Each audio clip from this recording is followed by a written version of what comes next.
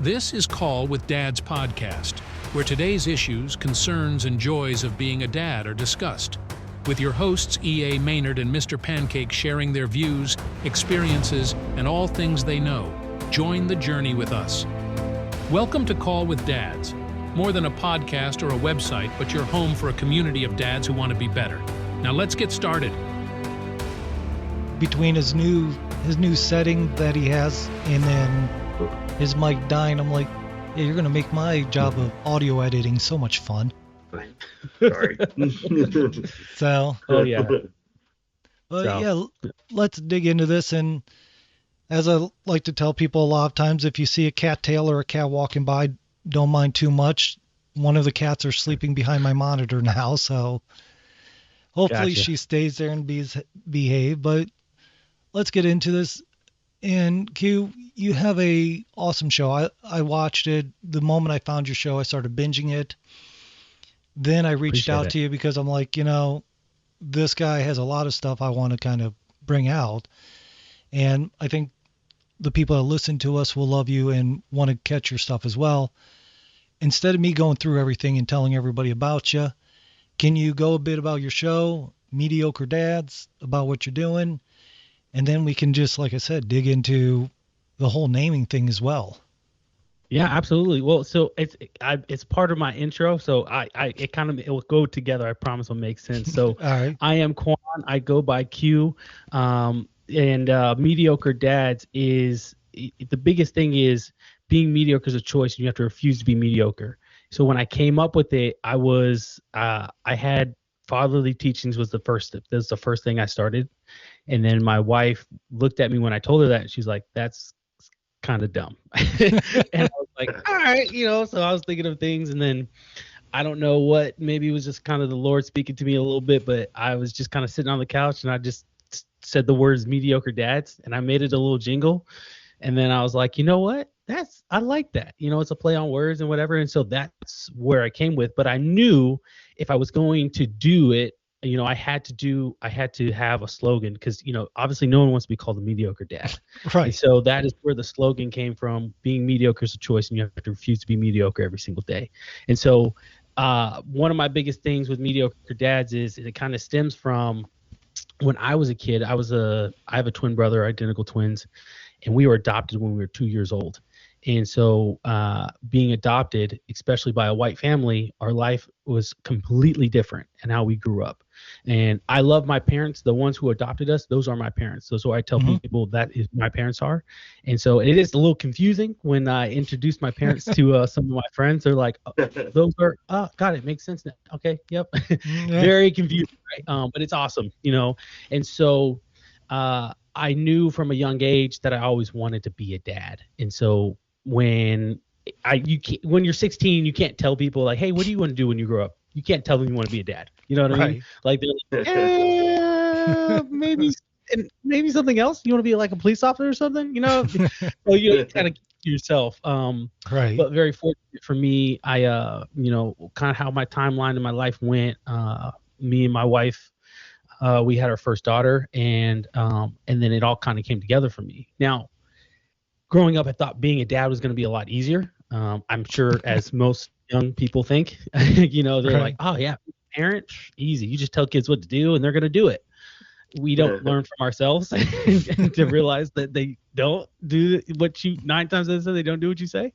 And so, that's kind of like where that kind of came from. But because of that passion where I always wanted to be a dad, when I started my podcast, I wanted to talk about something that I was passionate about. When you get into this market of podcasting, if you will, and starting it, everyone tries to tell you, hey, what's your niche? What's going to be the thing in which, attracts people to your show, or what's the thing that surrounds you and says this is what this guy's about, right? So, for example, if you turn on Joe Rogan, you kind of know what you're getting with Joe Rogan, right? You get the comedian, you get the UFC side, but you also get the political side of things and the different people he talks to and learning about different things, the flat earthers, the the different spectrum of people that come on a show, but you kind of have an understanding what you're getting with Joe Rogan, or even other podcasters themselves, like trying to think of his name. I can't think of his name right now. But anyway, you kind of understand, like, that's what their podcast is about. You know what I mean? Right. And so for me, I was like, okay, what topic do I feel passionate about? And I think that there's endless topics in which you could talk about. And I could have gone with the easy button with just like, oh, I can talk about anything. I'm going to talk about everything, right? But I was like, nah, I want to talk about dads, because that's what I think is important, especially for, again, being adopted. And then it's so easy for people to kind of judge you, especially people who look like me, of my own skin color, who can tell you most people I've met that look like me they don't have dads. They didn't grow up with a dad, and so they don't have that. They never had that influence or that mentorship that dads provide. And so for me, like I said, that passion for being a dad and wanting to teach others about what being a dad means to me and how my dad was and his flaws, but also the great things that he did for me. I wanted to kind of get that message out, and that's kind of what led me to creating Mediocre Dads. But I'd always tell people the biggest thing why I created a podcast is because I love talking. So because I love talking, I'm like, hey, I'm all about it. And dads, it kind of comes together. So that's kind of where the creation of Mediocre Dads came from for me. It sounds good. It makes a lot of sense to me, because that does lead us past the where's your name come from with the show. But what actually made you, I guess, what drove you to want to actually discuss it? Because like you said, there's a lot of topics out there. Being mediocre, focusing on being a dad. You have a wide range from what I've listened to you talk about that you could easily have dove into. Yeah. For me, I once did a author show where I talked to authors, this and that. And as fun as it was, it didn't just set right to me. Mm-hmm. For me, talking about dads and learning more about different things that dads learned and they do, and the things that make being a parent better, is kind of, I don't know if it's selfish to say, but I get more fulfillment out of talking about dads and learning about them. Mm-hmm. What was it that actually hit you to say, yeah, I this is the area? Because I know you said you felt like God pointed you this direction, but yeah, was there something that actually just hit you like a hammer or something, or what was it, if I can? Yeah, no. So I would say, it was a mixture of a lot of things. So one of the things being what was going on within the United States in the country, with whether it was, BLM and all these other things that were going on around the world, and what's happening in the schools, and then young people on college campuses, a mixture of those things, but then also a mixture of my background, like I mentioned, being adopted, mm-hmm. where, it could have been very easily for me and my twin brother not to have a dad or not to have parents and just grow up in the system, and then be another statistic of added, to those numbers to say, this is just what happens, And so, being very blessed and being very fortunate that I was to be adopted, I was like, okay, I'm very blessed. I'm very fortunate to be adopted. I didn't know why when growing up 15, 16 years old, I didn't understand it. It was upsetting, because, mm-hmm. you want those, I had this dream, if you will, of, man, I wish my parents would just kind of kick down the door and they'll say, we're here. We're your birth parents. We've been waiting. We've been looking for you, and we kind of ride off into the sunset and life's good, right? It never happened, right. And it's okay. It never happened. But again, as being young, you kind of wish that sometimes, because you want to understand why you are the way you are, and I always thought my adopted parents would never be able to give me that answer, but they were able to in their own way, like my quirks and certain things that I do, my dad does it. And I'm like, oh, we're not related by blood. We don't look like each other, but I have his quirks. I have his characteristics. I have some of the characteristics of my mom. You know what I mean? Mm-hmm. And I realized that it's not about, who physically gave birth to you or who, where the DNA that you share. It's more about the relationship that you build in having actually good parents. But going back to what was going around in the world, or especially in the United States, it just seemed like a lot of these young people were angry and emotional about what was going on. And they didn't have really an outlet to put that anger or those emotions that they were feeling. And what it seemed like to me, and what I would usually see, was there was a lack of fathers within a lot of those people that were doing things that they shouldn't, right? So if we look at if we look at the Black culture in particular, right? We do a lot of promoting of these things where it's just negativity, right? It's not positive, and it's not to dump on Black people or African Americans in my culture by any means. It's just to say we don't put ourselves in a good light, and a lot of the times is the statistics show that it's the lack of fathers in homes. And so for me, I was like, you know what? It's amazing if you start talking about being a father and you start mentioning to people what the impacts that fathers have, because I think we forgot what the impacts that fathers have and they can have in a home. I think we forgot about what fathers are capable of if in a home, and if doing what they're supposed to do as they're doing their duties as fathers, the impact that they have, right? Because even you could look at the OnlyFans culture, right? Majority of those girls, if you look at whatever the podcast is that have OnlyFans girls on there, right? Majority of them will acknowledge, yeah, my dad wasn't in my life, or I don't have a dad. And you're just like, what would the person could you have been if your dad wasn't in your life?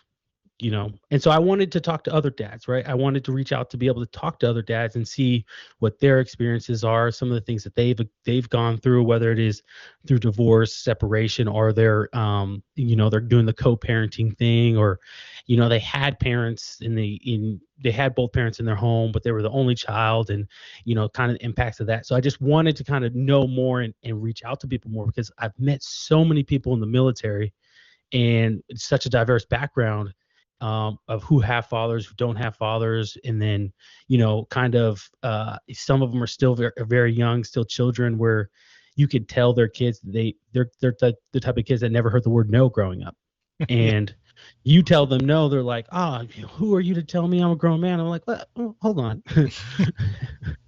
You may be grown. The Army may has told you and sold to you the idea that you are an adult, and legally you are. However, being a man and being an adult are two different things, and then especially this idea where they're just like, I'm just gonna go do young things and sleep with people, sleep whoever I want, whatever the case might be, and then not realizing the consequences of those actions. I mean, like, oh, I'm gonna be a dad, it's gonna be great. I'm like, hold on, pump the brakes, because 30 seconds ago was about you being a man. Now all of a sudden you're gonna be a dad. So it interests me. I like, just talking to other dads, but really just letting people know that dads really have a good impact. And I'm a living example of that. Prime living example of what it is like to grow up with a dad. All right. Let me dig into two things real quick, because this is going to, I think, expand most of our conversation. One is, with your podcast, you've had interviews where you've spoken with different people and gotten different perspectives and things. And I don't get too often of a chance for us to talk to another podcaster that does conversations with other dads. One thing I want to find out is, what do you find that is some of the most useful stuff you've heard people talk about on your show? And then I kind of also want to know what you feel the military has helped you learn to be a better dad, or if it did. Oh no, it definitely did. I love that question. And surprising, a lot of people wouldn't know to ask that question. But to address your first question, when I sit down and I talk to people, kind of like we were before, you press record here, right? I tell people all the time, I say, hey, this is a conversation. And this is a conversation between two people, to figure out, for me to learn about your experiences, your story, and whatever it is that helps shape you. And sometimes what I start to see is, or in here, is people want to say this one liner that they think is going to just make him famous on the internet. You know what I mean? Right. And I'm like, no, like, just be genuine, just be you. And after about 5 to 10 minutes of the conversations flowing and going, what I noticed, they start to get comfortable, the shoulders start to drop, and they start really getting into their story, and you could see the passion coming out. And then next thing you know, it's one of those things where they say something that they didn't think is almost like just outward being like, oh my goodness, I just said something prolific, you know what I mean?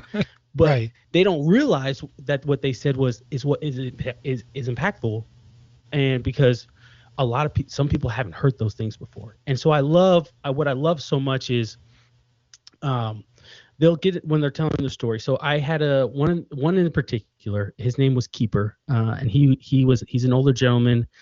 He has a slick back hair. I don't know if you happen to catch that episode. And he was telling about how his stepdad had was sexually assaulting his sisters, and they were when they were growing up, and him and his brothers found out, because they were supposed to be the next Jackson 5. They were going to sign to Motown. They were going to take the Jackson 5 spot, and they were going to go to Motown. And Motown had already called them. They were ready to sign the contract. They were good to go. And then before they signed the contract, this is the news that they get, right? That their older brothers get, like, hey, this is what's been going on.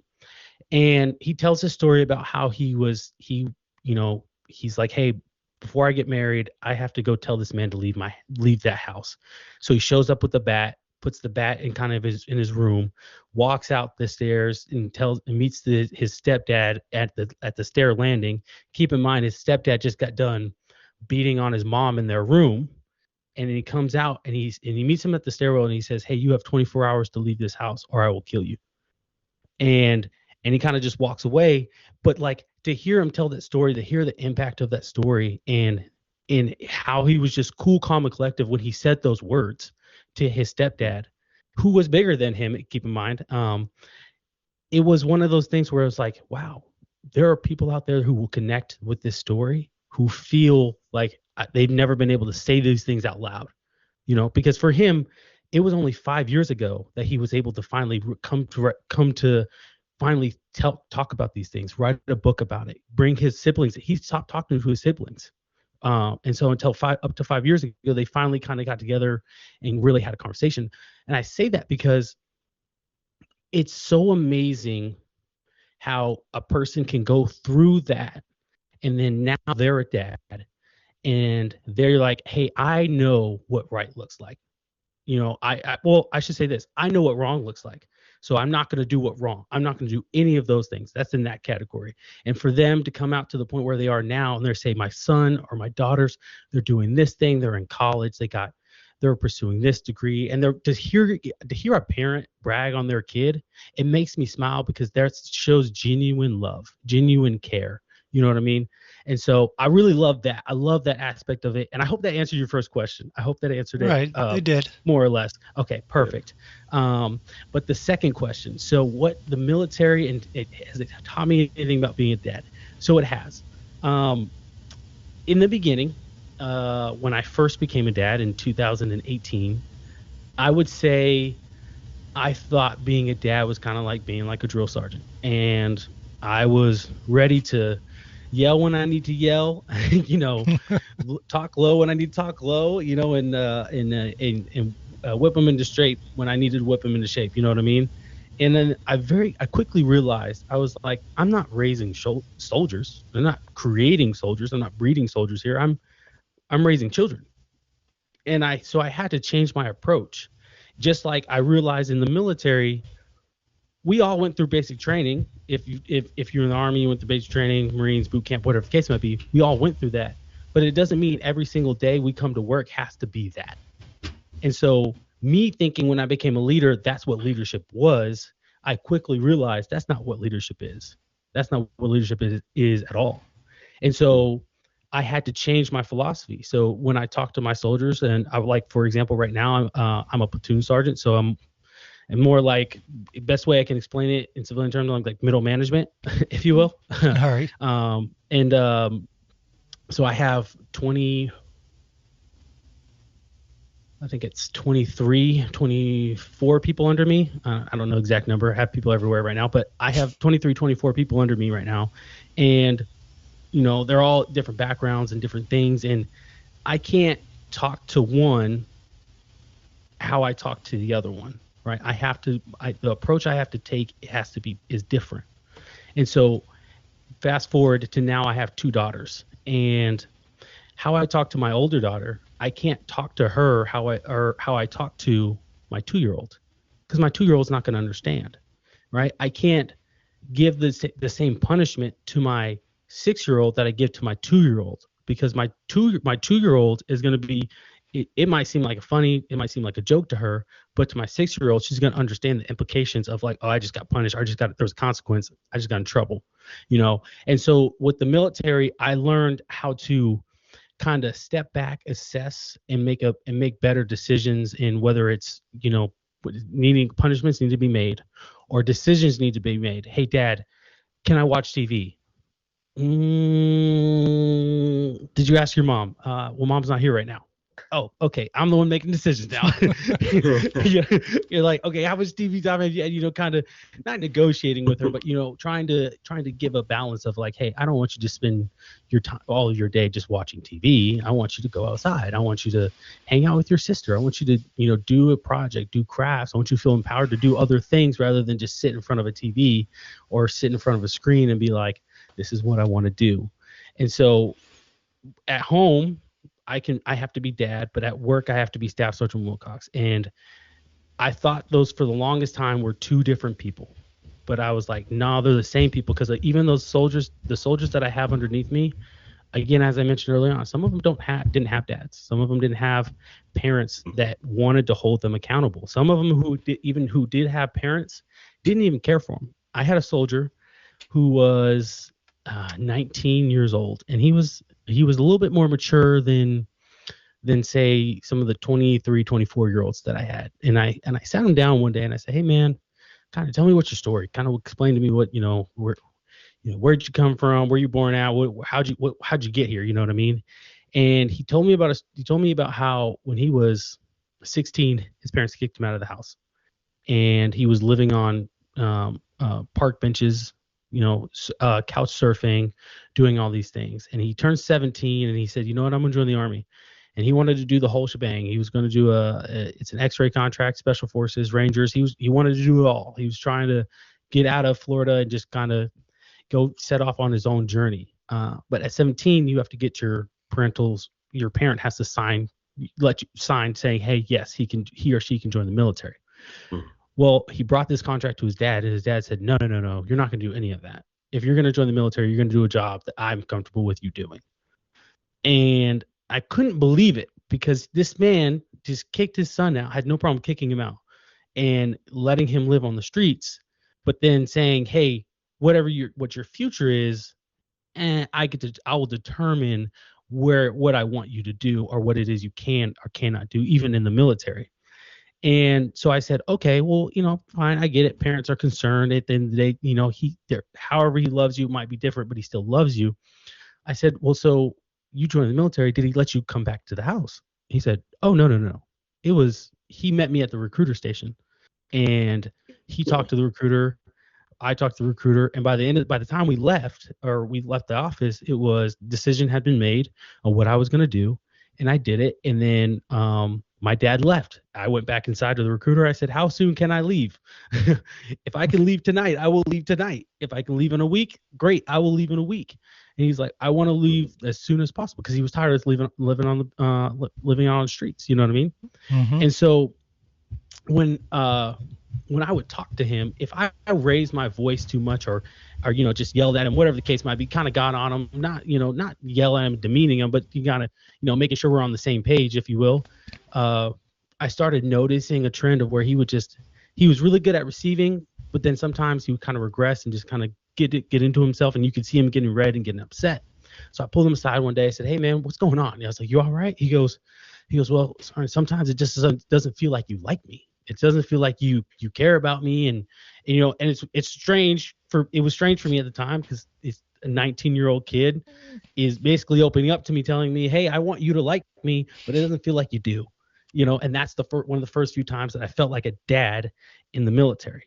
And so I was like, I was like, oh man, I've been training for this. I got two daughters, man. I live in a house of three women, so I'm used to emotions, all the emotions flowing around. So I switched my tone. I said, all right, man.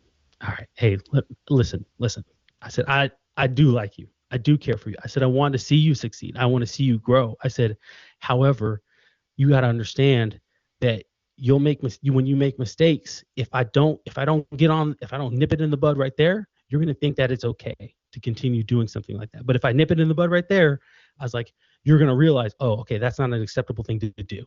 And I said, also, man, if I talk to you, if I laugh with you, if I joke with you, if I'm getting on you, I said, that means I like you. If I didn't say anything to you, if I just allowed you to go out there and fail at everything you did, I was like, that would be a huge flag for me to let you know that I don't like you. He goes, oh, well, I never thought about it that way. I said, yeah. I was like, think about one of your battle buddies inside right now. I said, how many times do I interact with him? He goes, well, you don't talk to him too much. And I said, yeah, I let him fail, right? He goes, yeah. Well, I said, I let him fail because I have given my effort to him to try to talk to him and lead him, but he doesn't want to receive it. And so sometimes, unfortunately, we have to let people fail on their own for them to realize, like, oh, I'm not going down the right path. Even same with our kids. Sometimes we can sit there and we yell until we're blue in the face, but sometimes they just need to touch that hot stove to realize the stove is hot. You know what I mean? So that is kind of the correlation for me where the military and being a dad it came from, and the military has taught me a lot and what actual leadership looks like versus just, oh, I'm the adult, so I get to yell, I get to scream, I get to do whatever I want, and the kids have to obey. And at the end of the day, we'll figure it out. Versus actually building kids up and building confidence and teaching them emotional intelligence and whatnot. I understand. And I love that thought of telling the kids what to do and they're going to obey. If that ever happens, I would be amazed. Because I have a 2-year-old and a 6-year-old, and my son is definitely stubborn is the best word I can use for him right now. And my daughter's probably even more stubborn, and I want to say he gets it from his mother, but I don't know if that's all completely true.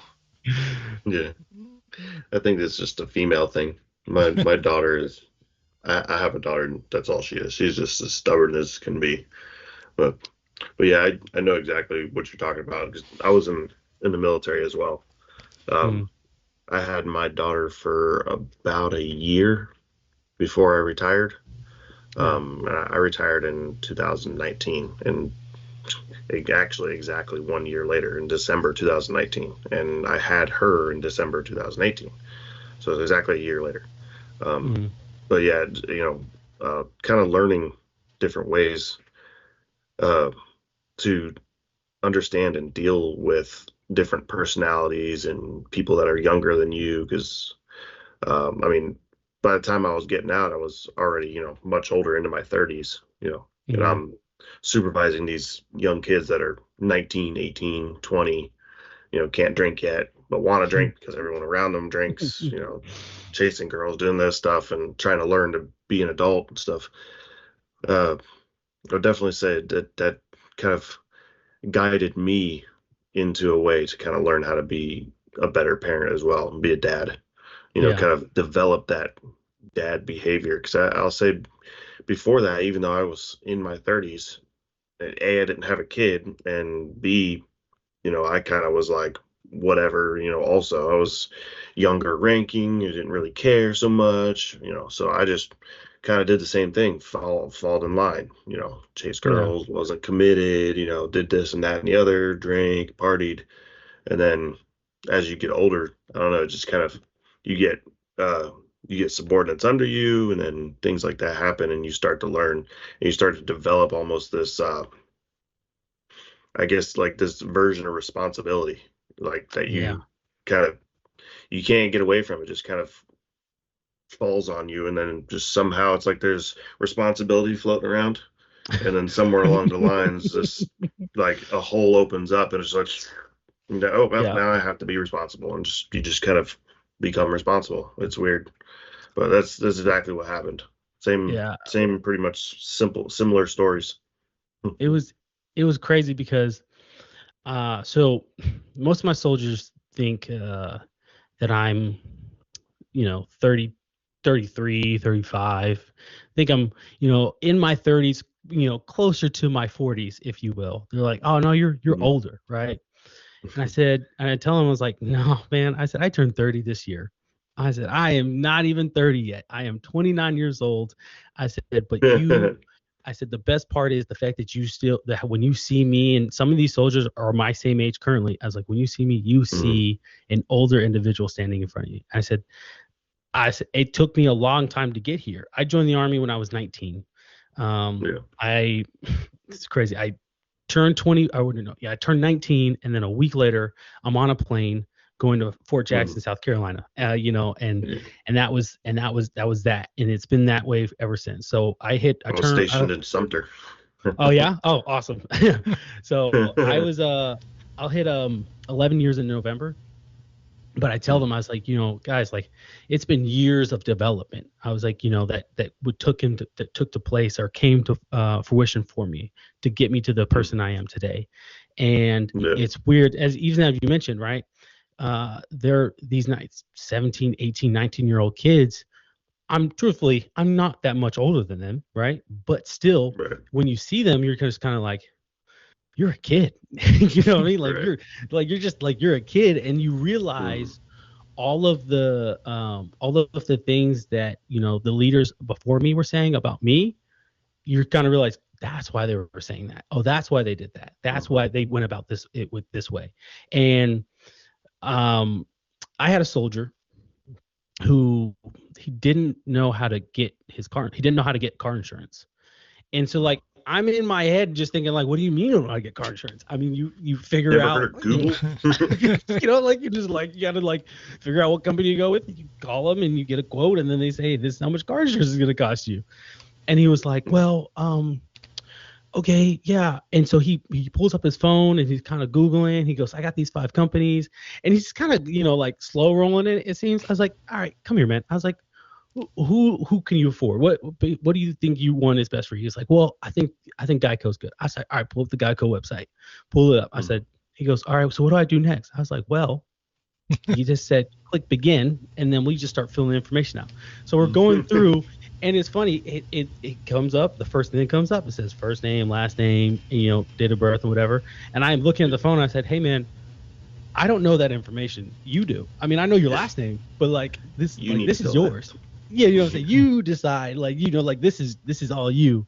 And so I'm kind of standing over his shoulder as he's filling it out. He finishes it, and you can see the excitement and the accomplishment of the feeling of accomplishment that he had of just filling out the form to determine whether or not they're going to give him insurance, which guess what? They're going to give you insurance. It just depends on the price, And so just kind of explaining to him how insurance works, and then how he goes, hey, it's expensive because you got in a car accident last year.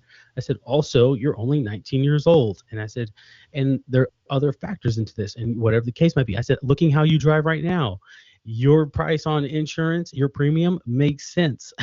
Trust me, you want that premium, And so, but it was kind of one of those things to realize was like, oh, like I have to teach some of these kids how to do some of the simplest things.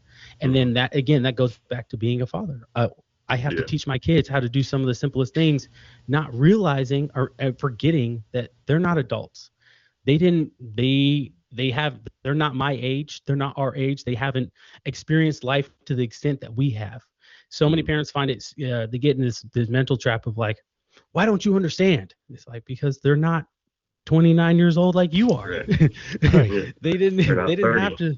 Yeah, exactly. They haven't experienced this thing yet. You have, right? But like, you could yell at them all day, sure, or you could explain why. In kid terms, don't go over extreme. I tend to go a little over extreme. But, in kid terms, and 9 times out of 10, when they understand, you'll see the light bulb moment, and they'll be like, oh, and then they start asking more questions, and that's what you want. That's truthfully what I want for my oldest daughter. Is just wanting to have the more light bulb moments to her to understand, like, oh, got you. This is why I don't do this, right? Well, sometimes I might get upset, but still, I want you to understand why what you did was wrong, not just it's wrong because Dad said it's wrong. Right. Right. So, when you said something, and it kind of made me wonder with like the kid that didn't know how to get his own insurance, right? mm-hmm. Do you think, and from your experience, and you can tell me you have no idea or I'm just shooting at the wind or whatever, but do you think that a lot of kids now are dealing with their parents doing everything for them? So when they get in, because I read something about how kids going into the real world now are too scared to even order in a restaurant because their parents have always ordered for them. So it's kind of, for me, it was kind of half and half, because that's kind of what I was thinking too. Something similar, when I was in the military, I kind of learned what do I want my kid to also be when she turns 18? What if she decides she wants to go in the military? So these kids, like you were saying, they don't know how to do certain things. Like, well, why don't they know how? Is it because they don't have parents? They don't have a dad. They don't have somebody to show them and teach them these things. Or is it because they have parents that are, overzealous and do everything, don't know how to actually just let them do things and show them or teach them. That's kind of one thing that I learned also. Yeah. I would say, I agree. And, you can see it when you give a simple task of, okay, hey, I need you to fill out this form. Okay. This form, it has, it might have 20 questions on there, but this is all information about you. Okay. I can only help you so much, but you should be able to, you should need my help to answer questions about yourself. Right. And so one of my soldiers, he starts filling out the form, and I'm thinking, and I'm kind of sitting there watching. I'm like, I know he's gonna ask a question. I know he is. I just, you just in your back of your mind, you're just like, the question's gonna come. And sure enough, it's not even. I don't think he made it even to question 5. And he goes, "Hey, Sergeant. So when it says, social right here, it wants like my complete social." I said, "Well, I mean, what do you think? If you put only 4 numbers, do you think that person who's going to use this information is going to be able to find you based off those 4 numbers? Maybe because they have your name, but like, what do you honestly think? Tell me where your brain goes when you read that question, when it says how many spaces are on the page, right? What is you think when you read what is your social and it has more than 4 numbers? Like, what do you gotta work. You gotta work with me here. Yeah. And it's funny because then a light bulb moment, and they're like, oh yeah, no, Roger, sorry, I got it. Listen, it's okay. You asked, I tell them you only get 3. You get 3 dumb questions. After that, I'm going to let you know they're dumb questions. So, but I think it has to deal with a lot of the fact that yes, a lot of these parents get overzealous, and they from a young age, right, when kids are not capable of doing things by themselves, they start getting used to doing everything for their kids. So for them, the ages start to blend, and next thing you know, there's a 17-year-old who doesn't know how to do his own laundry, or who doesn't know how to put gas in the vehicle, or who gets nervous making a phone call, who gets nervous ordering their own food when sitting at the table, and they're like, oh, what do I like? I don't know what you like. What do you like? You tell the person who's asking you what you want to do what you like. Also, They gave you a menu. We've been here for 10 minutes. What do you mean you don't know what you want right now? So, figure it out. Yeah. So it's not to talk down on these individuals. It's to make them. My goal is to force them to think, right? Because I think what a lot of it turns out to be is they're used to someone thinking for them and never actually thinking for themselves and what that looks like. And okay, I want food. Okay, so I can either order food, I can go drive to food, or I could not eat. So I'm not gonna do the third option. I want to eat. So what's easier? I'm gonna go drive and get some food. All right, boom, there you go. Figure it out, right? Just you making small decisions, bigger decisions, and next thing you know, you're a full functioning adult, and then you have this young kid that comes up to you and says, "Hey, Sergeant, I'm trying to get a credit card, but I don't know what's a good credit card company? Who should I go through?" And you're like, "Just get a credit card." I don't know. What do you mean? You know, and you're the person sitting there thinking like, "Why are you asking me this question right now?" You know, and it just kind of continues. But yeah, I think a lot of these kids have never really been forced to think for themselves. And so one of the things that I want to do for my daughter is I try to get her to think for herself. And she's only 6, but I think if I start it at a younger age, it will set better when she's 12, 13, 14, she knows how to make decisions for herself, and she's comfortable making decisions for herself rather than sitting there saying, "Oh, well, let me call my dad. Hey, Dad, what should I do?" And which I always encourage, please call me. I'd never be afraid to call Dad, but also be able to make your own decisions, especially when you're sure some of her friends are probably not going to be like her, and they're not going to be able to make their own decisions at 12 or 13. So, yeah, there's I can't name it. Let me look it up. An engineer that talks about that stuff. Yeah. Okay. He's his name's like Jock something. But yeah, he discusses that. I can't think of his name. I'll look it up. Are you talking like Jocko Willink? He's an old guy, but he okay. talks about, like, the video talks about he's sitting there reading his paper, and the boy comes up to him and says, you know, "Dad, I broke my car." And he takes the car from the boy, goes, "So you did." And he throws it in the garbage. Yeah. And then the kid's like, "Don't throw it in the garbage, you know, I want my toy. And maybe I can fix it." And he goes, "Okay, well, here it is, go get it." The kid gets it, takes it over and fixes it. And then he grabs the toy from the boy and goes, "Oh yeah, you fixed it. How'd you do it?" And the kid goes, "Well, I just did this and I did that, and now it's fixed." And he says, "Okay, good. Well, here you go. Here's your toy back." You know, instead of taking the toy from the kid, and he explains, instead of taking the toy from the kid and putting the wheel back on for him, he just took the toy and goes, "Yep, yeah, okay, it's broken." You know. Yeah. And the kid goes, "Well, his wheels started turning." He goes, "Maybe I can fix it." And he kind of gave him a way to kind of learn and think on his own. Maybe I should try. And that's what he did. He goes into detail about explaining it. It's pretty good video. Yeah, I think I know what you're talking about. I was trying to find it, but I don't think I was able to find it. But I believe I've seen the video that you're talking about. But yeah, and that I think that's kind of one of those things. It scares parents to do is kind of just let go of the reins and let their kids be kids. I tell people all the time, one of the scariest moments for me was my daughter was, I think, 3 going on 4 at this point. And we're in North Carolina, stationed at Fort Bragg at the time, and there's this place called Dirtbag Ales. It's a wonderful place. It's a brewery, and it's, you know, you get to, you know, they have their own brewery, their beer out there, and you kind of hang out at a whole outside thing. It's fun. It's wonderful. But it's also family oriented, right? So they have this huge playground, right? That all these kids are just flooded with and playing around, and all these parents are surrounded, you know, drinking beer, hanging out with friends. And as parents, I'm sure you guys experience this as well. If you go to a park and it's full of parents, full of kids, right?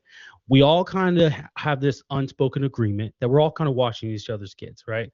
We might say like, "I don't know where that kid's going. Oh, hey, come here.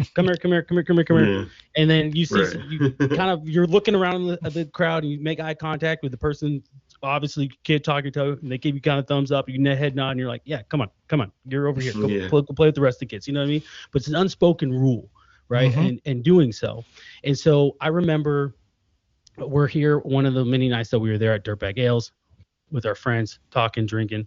I'm thinking I got to go stand by the playground and just watch her like a hawk. You know, I'm scared, right? But she wants to run around with these older kids, these 6, 7, 8-year-old girls and boys running around doing what they're doing, and I'm getting nervous because I'm like, I need to intervene, because if they start, you know, bullying her or pushing her, I need to intervene, or she's being overbearing. I need to pull her back, right? And it took everything in my being not to go over there. and try to handle the situation for her, because it was a learning moment for her. It was a development moment from her. And if I took that away from her, she would never know how to be in those situations where kids need to be in those situations with other kids where it's awkward and you don't know if this is cool or this is not cool or whatever the case may be, who you're talking to. But then when I realized it, and it's crazy. It all happened in a matter of like 5 minutes of me standing there. It's one of the moments that that for the first time I got emotional as a dad, thinking this is one of the first times I have to actually let go, and I can't intervene on her behalf, because this is a moment she needs for her development. And I'm sitting there, and it's hard because all I want to do is intervene on my daughter's behalf and say, no, you're all going to play with her and you're going to like it. Right. But I couldn't. And it's funny. My wife comes over. She's like, "You all right?" And I was like, "Yeah. Just take me back to the table, because if I stay here any longer, I'm just gonna feel like I need to make every kid like her in some way, And so I had to let go. Exactly. I'm like, every parent, listen, your kids are gonna like it, or you can leave. So I had to go sit back down, kind of watch from a distance, and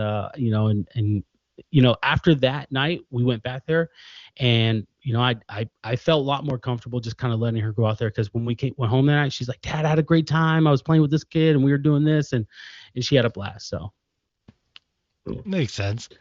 So I know Jack Fresco. Oh, okay. There we go.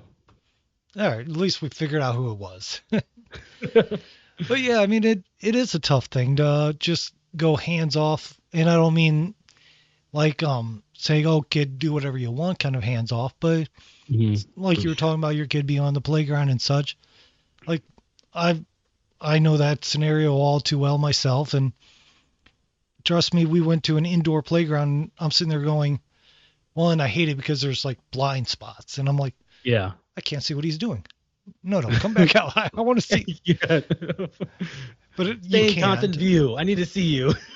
Yeah, you can, and it's that whole. I remember similar to that. I'm sitting there going, what if he's getting, first time he was much younger, and I'm sitting there going, what if he gets bullied? What if he falls down? What if? And one is, I'm just shy of 6 foot, and going into a place where you have to be no bigger than like 4 foot makes it kind of a challenge to get through. My wife, when we went to leave, my wife luckily was Chinese. She's about a foot smaller than me, so she could zoom through there a lot easier than I could. But the whole thing is it does take a lot of work to be hands off at the same time, making sure they're safe and making sure that they're not doing anything crazy or stupid. Because, and like my daughter, I have one daughter, 2 years old, my son, and I don't know if this is a boy thing. My son likes to do the most stupidest, craziest things he can figure out. He's gotten a lot better. He's not jumping off the top of the stairs to try to tackle me anymore. But I mean, a boy will be a boy in the sense of there's no such thing as true danger until you discover it. Yes. So, and I mean, exactly. I mean, I remember as a child, I was the same way. I would do stuff. I would climb trees. I would do all these things that literally looking back, I'm sitting there going, wow, I really could have died doing that. But that didn't feel good. Let's do it again. Yeah. So, I mean, it's work, but with my daughter, on the other hand, she's a little more cautious, but she sees her older brother doing stuff. So now with her, I'm sitting there going, and I will fully admit that there is a complete difference between how a guy treats his son versus how he treats his daughters. Because my daughter, one, I feel like I want to strangle her a lot more than my son. And yes. I mean, I don't know why, but like my son, very loving kid. He's more, let's go out, be in nature, be adventurous, do dangerous stuff. My daughter, just an emotional whirlwind of, and this is only 2 years old. Yeah. Oh yeah. And I'm like, yeah, go ahead. No, you're good. I didn't mean to interrupt. I'm sorry. No, it's one of those things where I think because I have two daughters, and I say I thought my and she's gonna be mad when I say this. I thought my wife was emotional. I was like, man, there's a lot of estrogen going on right now, and like, ugh, okay, And so we found out we're having our first daughter, and I was like, okay, God has a plan. We're just gonna stick to it, And sure enough, the second kid that comes is another girl. So when we have the gender reveal, I remember there's a photo, there's a video. My oldest daughter, she'll tell everybody about it, with no shame too. She was like, Dad, do you remember when you popped the balloon and all the pink confetti came out and you just went like this? And I was like, okay, all right. Well, don't tell your sister that.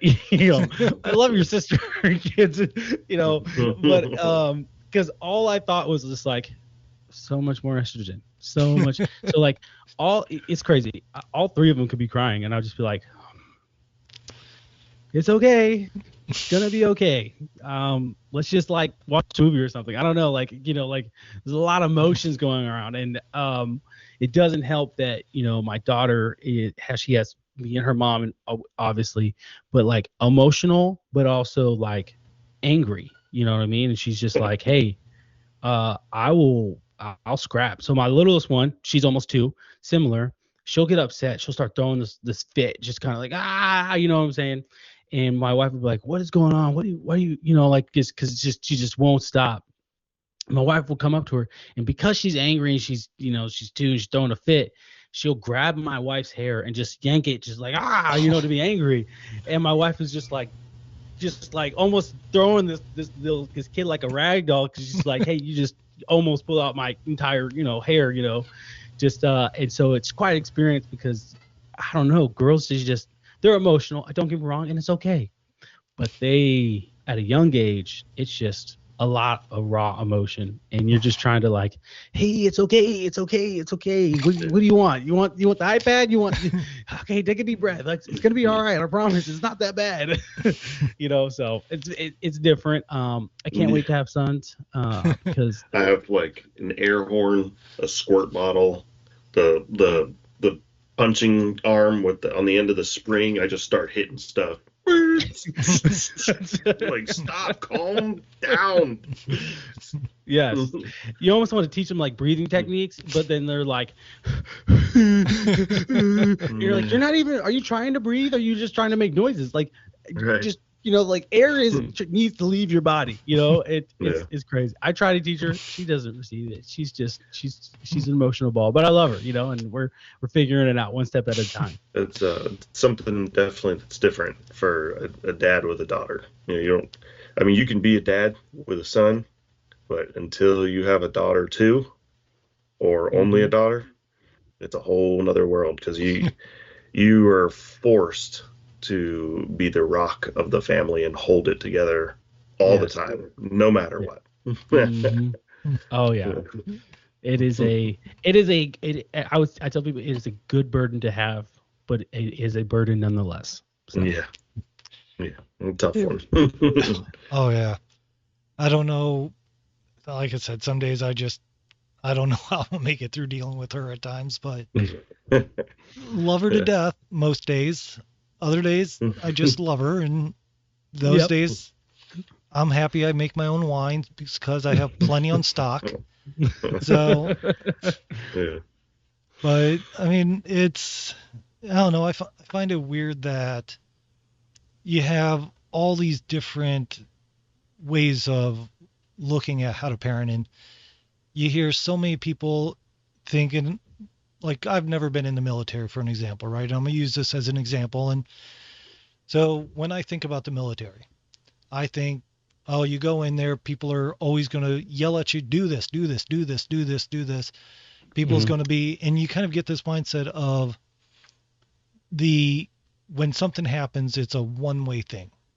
And the one thing is, I've been a manager, I've had employees, all this, and I've remembered the managers I've had. The first real manager I had was kind of a jerk, is the nicest term I can use. And he was just, I remember he referred to me saying, well, how long do you plan on being my piss boy? And my Oh. thought was, now mind you, I was like 20, 21, something like that. And all my prior jobs were, I wouldn't call them managers. They were just, no, not real jobs. Mm. But I remember him saying that to me.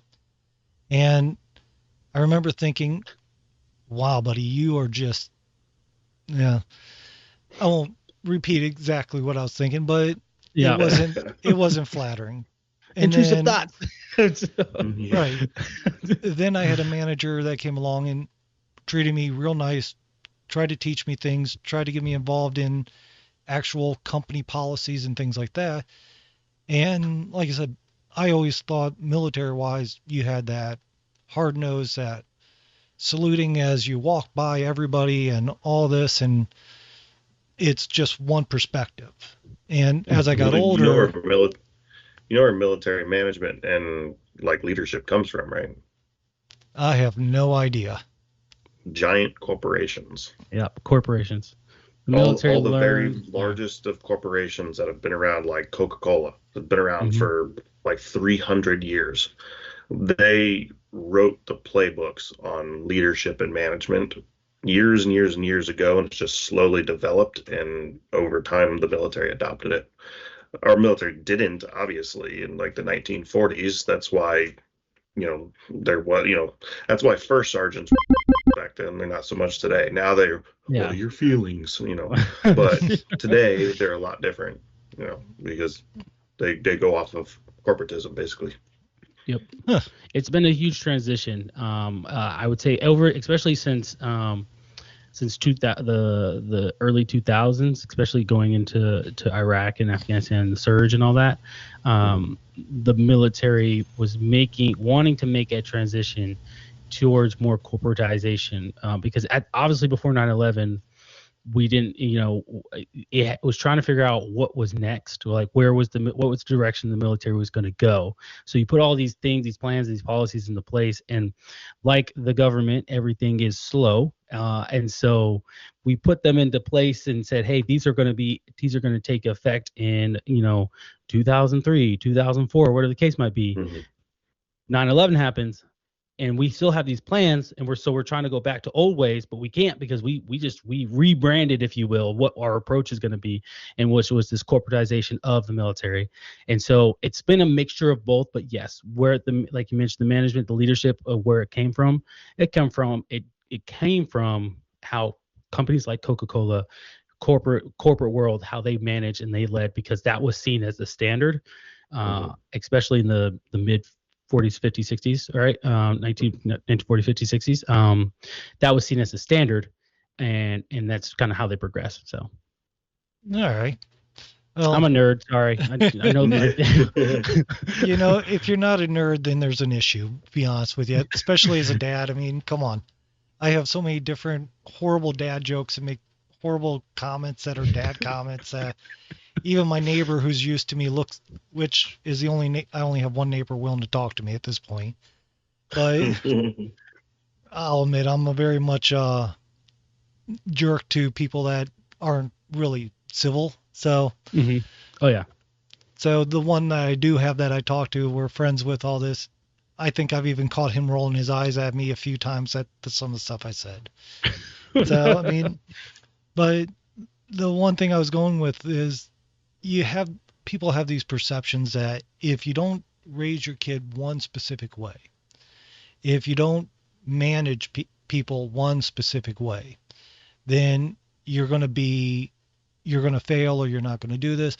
And like I was saying, I had a good boss, a bad boss, and the difference, and this was in one company, the difference of how they acted was what set in motion for me to learn how to be a better boss, and then pass it on to managing my kids in a way, because it's kind of like you said, your older daughter is not able to be disciplined and deal with the same kind of things that your 2-year-old does, because like my 2-year-old, if I say, since you're not listening, you get no tablet for a week, she's going to be like, all right, no big deal, and run off because she doesn't care.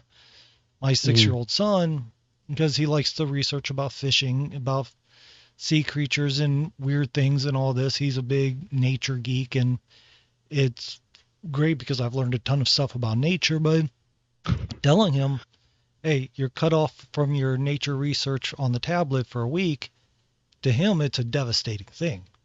Yeah. How can I earn it back? What can I do? And I'm like, okay, well, let's start listening. Let's start doing these things to show you're responsible enough to handle having that kind of benefit or reward. Yeah. And I think it's a big thing that it seems like we all get this mindset, and that we need to be a certain way, that we need to do things a certain way, or if we're not that hard-nosed boss, or if we're not that drill sergeant mentality, or whatever it is. And I think, like, what was it I heard? I said this on our show way back, that I was at my son's swim class, and I heard a guy tell this other guy was a new dad. I think he was like just getting into it and all this, and this guy tells him, well, if you're not gentle parenting, your kid's going to be horrible, and going all down this. And I'm just sitting there snickering, because with doing the show, I've done a lot of research. I've done a lot of this reading on the stuff, and I've seen what, from my personal experience of gentle parenting, has done to kids I grew up with. And my first thought is, oh God, no. But Oh yeah. But it's that whole thought of, he was telling this guy, if you don't do gentle parenting, you're doing it all wrong.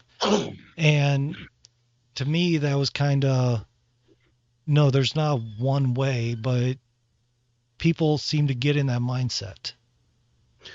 I would say, not to completely attack gentle parenting, because I've talked about it on my show before, but I will say what I think the problem is, and why gentle parenting became so big, especially for millennials, is because millennials were, in particular, since I am a millennial myself, I don't think we were ever actually taught emotional intelligence and how to navigate, understand our emotions. Okay, hey, I'm getting angry. Why am I getting angry? Understand. So I don't think we were ever properly taught that emotional intelligence. And so then now, as we're the adults now, ones having kids, a lot of these parents who are millennials are picking up what Gen Z, Gen Alpha are doing, which is, getting in tune with my emotions. And it's almost kind of sometimes a little too late. Continue, please. If you want to seek counseling, get the help all you need. But now it's just like, oh, well, I have this trauma as a kid. I was, it triggers me. All these buzzwords that they use as if to justify that, okay, well, I'm not going to punish my kid because when I was punished, it traumatized me. And I'm a 30-year-old man who's traumatized because I got spanked when I was 12. And so it's, they use these things for me personally, what I see it as, they use it as an excuse to say, I don't have to punish my kid. I don't have to, lead and discipline and mentor my kid as my parents did, because that's a lot of work. Because you start to realize it's a lot of work. And I don't think they want to do that. I think they just want things to happen. And like, well, I turned out fine. Or I know a friend of mine who was never spanked, and he or she turned out just fine. So, like, I'm not going to do any of those things. I'm going to do what this thing is, and gentle parenting works. And I need to talk to my 6-year-old about, what are you feeling right now? What's like, don't get me wrong. Yes, I talked to my daughter about what she's feeling, and like, hey, like, why are you upset? Why are you sad? Are you angry? Are you happy? What are you feeling right now? I want her to understand that emotional intelligence side, but I also want her to understand is, you're not going to just be able to do whatever you want because you're upset, right? And I told her, I was like, if dad is upset, do you think it's okay for me just to come in, kick down your door and say, well, dad's upset, I'm just going to start throwing away your toys now because I'm upset, and just like, no, I wouldn't want that. Right. Exactly. So we have to understand, it's okay to understand the emotions, but it's not okay to say, because I have these emotions, I am free to do whatever I want. So that is my issue with gentle parenting. I think I think you should, depending your home, how you grew up, whatever, I totally believe that parents should spank their kids. because it does teach a lesson, but at the same time, not every consequence or not every punishment needs to be spanking, right? Not every, Yeah. oh, you didn't clean the table because when I told you, okay, now you're gonna get spanked. Oh, Yeah. you gave me an attitude. I mean, now you're gonna get spanked. Oh, you did this thing that you didn't know was wrong. Now you're gonna get spanked, right? Because now all you're saying is, if I do anything, the fear of just essentially getting hit, if you will, is what's gonna happen. And they say, like, I can't do anything. I don't want to do anything because I don't know between the difference between right and wrong. So we're not actually teaching our kids right or wrong. We're just teaching them, do what I say until you're old enough to figure out by yourself. So, do what I say, or I'm gonna hit you. right, and I tell people all the time, that is abuse. That is abusing.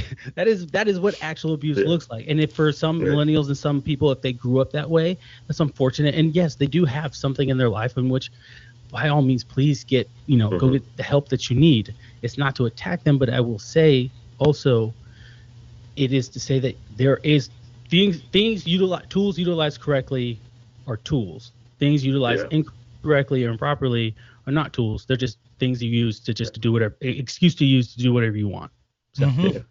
And there are tools. If you read a little bit about some of the gentle parenting things, there are tools in the toolbox that they use that can be useful.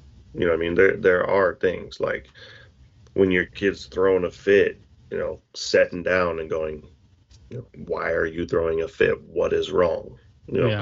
That is very useful and very helpful, because you can figure out what the case is and then either help them fix it or fix it yourself, whatever the case is. And then maybe even learn that in the future, if you can, as a parent, prevent that won't happen, and teach them that they need to also work to prevent that stuff. So there are things and tools that they have that are useful, but it's just like that study we were reading the other day. There does come a time, with every single kid, that they simply just don't want to listen. They just want to throw a fit and be a jerk. Yeah. I mean, that's everybody. I as an adult, I walk into Winn-Dixie and I'm like, I had a feeling come over me at that moment, and that's how I felt. So and I think it turns into with the extreme, which I think a lot of the times when it comes to gentle parenting, it leads to the extreme because parents forget that they're the parents, and so. And then it turns into, oh, my child's throwing a fit, and my trauma is I don't want it to impact them, so I'm going to allow them to do that. It's like, no, you are still the adult in that situation. And yes, is it okay for little Timmy to not, is upset because he broke his toy, and you told him, hey, we can go buy you a new one, but not right now, not right at this moment, right? You are still the adult in that situation. You can still, get them to understand what it is that's happening. And if they don't, it also teaches a level of, respecting your elders in a way. Yes. That's what it also does. I have a slight adjustment on my perspective on what made gentle parenting take off so much in recent years. I kind of read into a couple of studies about like counseling and therapy and all this other stuff. And just if you read the statistics on it, it's unbelievable. It's like from like 2020 to 2020, 2019, something like that, up until like 2023. The number of kids that went from like depression was like 10% to like 48%, like just in a couple of years, something like insane like that. And one of the things that I was reading about is, it started actually, and what prompted me to read about it was a Joe Rogan podcast. There was a lady on there talking about, going to therapy and how it, these therapists and doctors and medical clinic people they're doing it because, it makes money, and what she was discussing is these mental health therapists aren't going to bring in, some psychopathic, schizophrenic, crazy person because it's dangerous, and more than likely you're not going to help them. These other people, this 16-year-old kid with some slight issues, maybe he just needs a good whooping, or maybe he just needs, a friend or something. Who knows what he needs, but he just needs a little something. So instead, his mom, social media is just a little too much down the rabbit hole. Yeah. Goes, maybe I should take my kid to therapy, takes him to therapy, and that therapist knows exactly what to say to keep drawing it out and playing it again. And well, it's because the parent pays on time. Kid stays calm in the sessions, listens, and you can manipulate him because he's a kid and you're smart. So yeah. And I noticed that's actually become a pretty large problem today in the last like 4 to 5 years. We are just fixing symptoms and not fixing the actual problem. Right. And I say we, but what I mean is I think even counselors in that regards, and it's not to say they're all of them are bad, but Right. I do think that there are a good portion of them that came to the realization that, I'm running my business, whatever the case might be, and in Right. order for me to keep having this client come back, I'm going to fix the symptom. I'm not going to fix the problem. So, Yeah. and it's a method, right? You can attack the symptoms, if you will, not physically, but you can attack the symptoms, then hopefully solve the bigger problem, bigger issue. But some of the bigger issues are, in the grand scheme of things, in comparison, are small issues that you could just fix the issue, right? Yeah, there's simple life issues, and mom could fix it. You know what I mean? 100%, right? Yeah, And super. so, yeah, Yeah. it's one of those things where it's unfortunate, but at the same time, I still think I believe that there is a good use for it, and for some people it's very useful. For some people, other people, it's like, I don't think you understand what the purpose of counseling or the counselor is, but all right, cool. I mean, it's your money, it's your choice. I won't stop you, but I will judge you from a distance. Right. So, my wife's dad has a saying: you can be good at what you do, but you're more than likely not going to be a very good businessman. You can be a good businessman, but you're more than likely not going to be that good at what you do. Yes. Like a woodworker. You can be an amazing woodworker or an amazing artist. You're probably not going to be the best businessman because, but if you're a good businessman, you're probably only like a mediocre woodworker. yes. So, Oh yeah. So it's the same concept. And there's few and far between that kind of have both, but it's one or the other typically. Oh yeah, generally, because I think you got to apply your focus where you try to apply your focus to one thing and you're like, oh, I'm gonna do this. I totally get it. That's why my first business failed, but it's okay. It's okay. I always have the military to fall back on, and I use it to my advantage. So, but I enjoy it. So, for sure. So let's do this because, Q, I'm definitely going to have you come back on. I'm probably going to send you a invite link to schedule your next time on, because there is a list of things that we can talk about. And right now I have a 6-year-old that's trying to get on screen. Hint the reason my arm is hanging out. But I figured as much. I'm used to that motion. Yes. So what I'm going to do is I'm going to hold on one second. So Q, I'm going to definitely ask you to come back on. In fact, by the time we finish, maybe later tonight, I'm going to be sending you a link to schedule your next time on, because there's a lot that we can dig into. And I mean, I have a feeling that between Mr. Pancakes, myself, and you, we could probably go for another hour or two, because none of us are shy of talking, obviously. Absolutely. So let's do this. Where do you want people to find you right now if they want to reach out to you, if they want to find your podcast? Where do you suggest they start with? So I would say if you want to find Mediocre Dads, you can go to mediocredads.net. It's my website. I have all the podcast information on there. I do offer mentorship. I don't like the term coaching, but I do like mentorship. I generally want to mentor other men and mentor fathers if that is something that is of interest to them. It's not a forced thing. I don't like force people to, pay for my stuff, my services, whatever the case might be. But it is a business for me, right? So nonetheless, mediocredads.net. But also, if you're on Instagram, Facebook, it's Mediocre Dads. X, I'm not big on X on Twitter. I'm not gonna lie. I had it because I was like, I should download this. I did it. I regret doing it, but nonetheless, it's there. It exists. Mediocre Dads. You can find me there. But biggest thing, mediocredads.net, and it'll direct you to anywhere and everywhere that you would like to see my stuff. All right, Mr. Pancakes.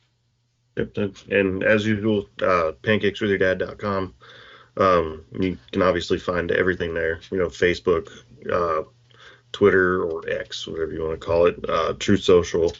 All the norms. Again, still Twitter's on the fritz right now, so not Twitter, sorry. Instagram is on the fritz right now, so let's just lay off on the Instagram, but everywhere else is fine. I am on LinkedIn quite a bit as well. You can find all the stuff there. Don't forget about the free woodworking page where you download all your free plans. Check out all the shop, all the stuff, all the merch. There's a couple kids books on there, a couple digital downloads. All of that stuff is all helpful for us. It helps us grow, helps us get our word out, and all of it goes right back into helping fight fatherlessness. Sounds good. And then, of course, Call with Dads, callwithdads.com. We're on YouTube, Rumble, about any place you can find audio. We try to make sure that we're getting this message out because obviously, just like Mediocre Dads, the other guests that we've had on, they're good messages, and we try to give dads the best tools they can to find what's going to work for them. And we even allowed a guy, General Parenting, come on, which that was a disaster, but hey, to each their own. But either way, go to callwithdads.com. All the social media links are there, but more importantly, you can sign up for our newsletter, which is a great way. We give you the articles, the shows that are coming up, the guests that we have coming up. There's a whole slew of things that we're trying to, and as it grows, we'll be doing better and blah, blah, blah. That's our whole goal. With that said, instead of me drawing this out for another hour of promoting where to find us, Gu, thanks for coming on. I'm definitely looking forward to talking to you more again. With that being said, if you can hold on for me for just a moment, I'm going to end the recording for everybody else, but we'll talk just for a few more minutes. Sounds good. I appreciate you having me on. Thanks. Like,